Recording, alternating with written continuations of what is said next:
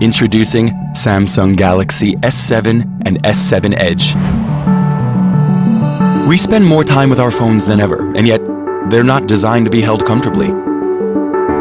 But now, with the elegant back curve of the S7 and the streamlined front and back of the S7 Edge, both nestle perfectly into the palm of your hand.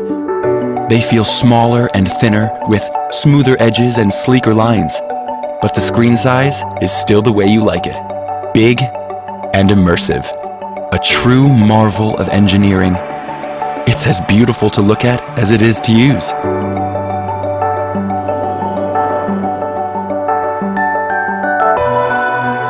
We've also redesigned the S7 with memory that expands, because we know you love file-hungry movies, music, and games. Here's the Vulkan API for the most realistic mobile gaming possible. 4 gigabytes of RAM to keep all your tabs open. And a longer lasting battery to keep you going all day and beyond. Our phones go everywhere with us, except in water. Well, until now. Even in the rain, the shower, or the pool. Open up a new world to use it in.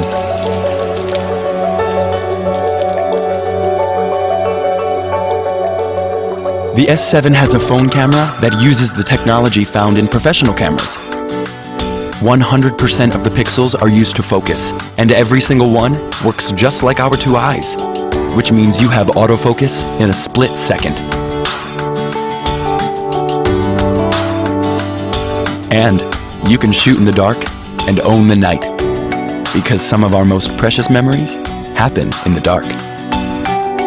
Not only can you leave your camera at home, leave your wallet too. Samsung Pay is safe, simple, and accepted virtually anywhere you can swipe or tap your card. So travel light, and with Knox Security, worry-free. The new S7 redefines how you can use a phone. But what really breaks the boundaries of what a phone can do is a completely new way to share memories. Now you can record your life with the 360 camera, preview it on your phone, and then simply load it into your VR headset. Imagine, this simple 5-inch phone is now your personal 360 cinema screen.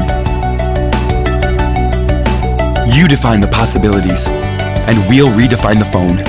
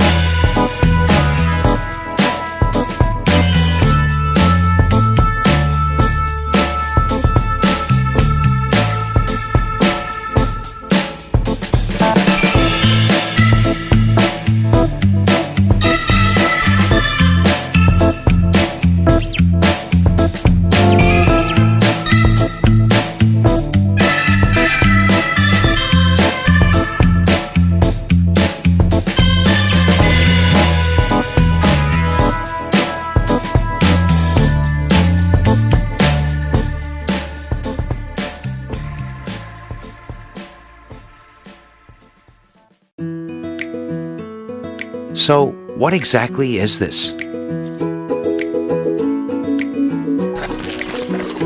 If you want a camera, it becomes a digital camera, easily held in one hand. If you want a music player, it becomes a B&O Premium Hi-Fi music player.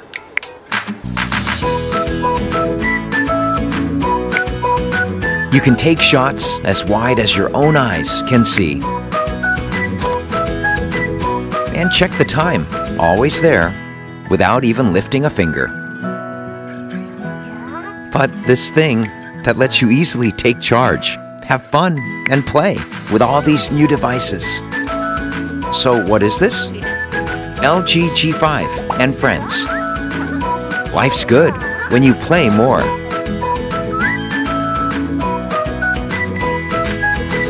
LG G5.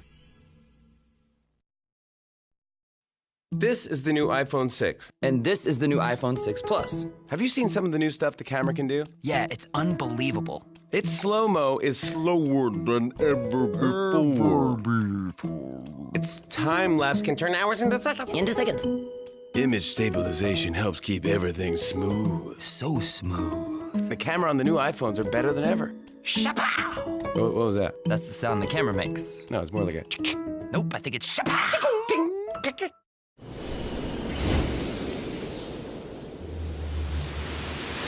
Hey, what's up everyone, CTN Technology News here, and today I'm doing a rumor video on the upcoming Sony Xperia Z4, which is going to be Sony's flagship smartphone going into 2015.